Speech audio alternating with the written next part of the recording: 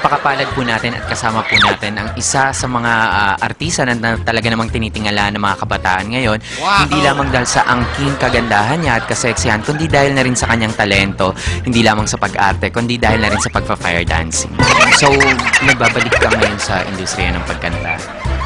Oh, hindi naman ako nawalan. Siyempre yung mga Mocha Girls, yung mga shows namin.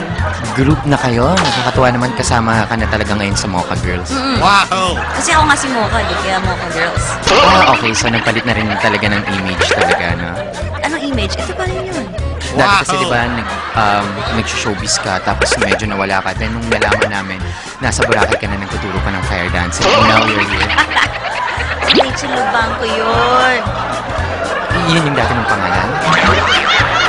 Hindi ako yun, Mocha nga ako.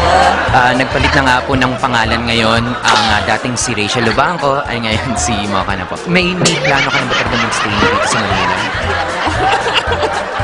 Hindi nga ako si Rachel Lubangco. Ako nga si Mocha Uson. Wow! I-intervene po kayo mamaya ng boost po namin para mas maliwanag po yung usapan. Okay, salamat. Si Joey De Leon po, intervene. Nanonood ako nito. Napakapalad natin at kasama natin ngayon ng isa sa mga leading man ng kapamilya at lately nga ay nasangkot sa isang malaking issue. Kamusta naman? Okay lang. Pagkatapos ng minsan lang kita iibigin, may mga upcoming projects. Wow! Minsan lang ito. Hindi ako yun, sir.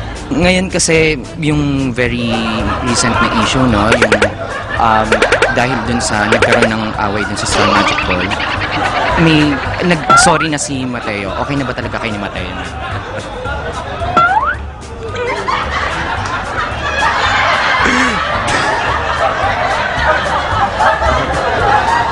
Wow!